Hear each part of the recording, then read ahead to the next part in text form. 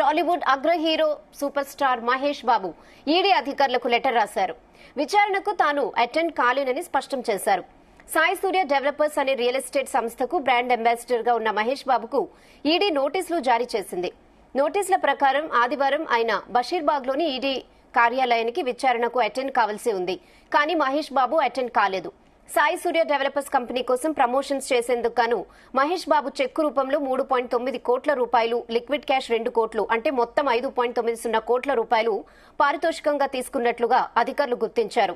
ఈ మేరకు money laundering కు పాల్పడిన కంపెనీల్లో పెట్టుబడులు పెట్టేందుకు ప్రజలను ఇన్ఫ్లుయెన్స్ చేశారని, ప్రమోషన్స్ పేరుతో వారి నుంచి భారీగా పారితోషికం తీసుకున్నారనే అభియోగాల మేరకు ఈ నెల 22న మహేష్ బాబుకు నోటీసులు జారీ అయ్యాయి. అయితే విచారణకు బాబు అనివార్య కారణాల వల్ల తాను రాలేకపోతున్నట్లు ఈడీకి లెటర్ రాశారు.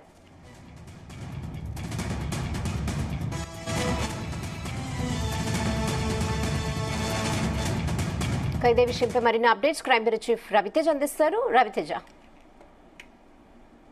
రేపు ఈడీ కార్యాలయం ముందు ఈ కేసుకు సంబంధించి విచారణకు హాజరవ్వాలంటూ కూడా హీరో మహేష్ బాబుకు ఈ నెల 22వ తేదీన సమన్లు జారీ చేస్తూ తప్పనిసరిగా సాయి సూర్య డెవలపర్స్, పురాణా గ్రూప్స్ కి సంబంధించినటువంటి ఈడీ రేట్స్ విషయంలో వారికి వచ్చినటువంటి పబ్లిక్ నుంచి డబ్బులో కొంత డబ్బుని మీకు అందజేశారు. దాంట్లో 3 కోట్లకు పైగా చెక్కులు తీసుకున్నారు. మిగతాదంతా కూడా నగదు రూపంలో సుమారు 6 కోట్ల వరకు మహేష్ బాబు అకౌంట్ కి బదలాయించినట్టుగా కూడా ఈడీ విచారణలో ఈ అంశాలు వెలుగులోకి రావడంతో దీంట్లో మీరు కూడా భాగస్వాములు అవుతారన్నట్టుగా కూడా ఈడీ అధికారులు గుర్తించి హీరో మహేష్ బాబుకి నోటీసులు అందజేయడం జరిగింది.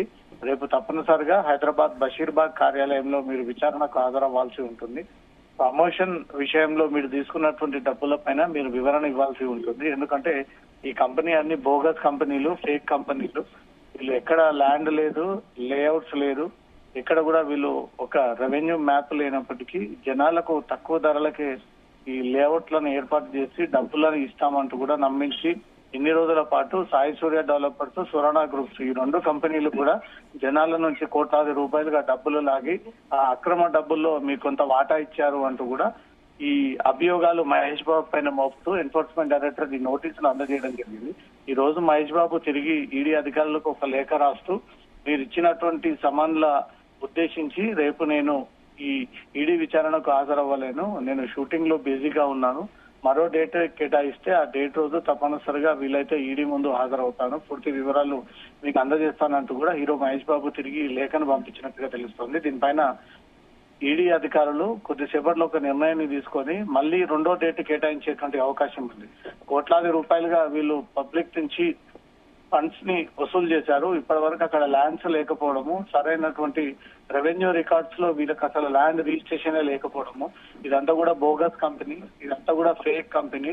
వీళ్ళు ల్యాండ్ లేనప్పటికీ ల్యాండ్ ఉన్నట్టు కూడా చూపించి జనాలను పురుడి గుర్తించి కోట్లాది రూపాయలుగా లాగి దాన్ని బ్రాండ్ ని ప్రమోట్ చేసుకోవడం కోసం హీరో మహేష్ బాబుని ఉపయోగించుకొని ఆ డబ్బులని కాజేసేటువంటి ప్రయత్నం చేశారన్నట్టుగా కూడా ఈడీ మహేష్ బాబు పైన ఈ అభియోగాలు మొత్తం ఈ సమన్లు జారీ చేసి విచారణకు హాజరవ్వాల్సి ఉంటుందంటూ కూడా నోటీసులు ఇవ్వడంతో మహేష్ బాబు రాలేనటువంటి పరిస్థితి అంటూ కూడా ఇంకో డేట్ కేటాయించేటువంటి అవకాశం ఉంది.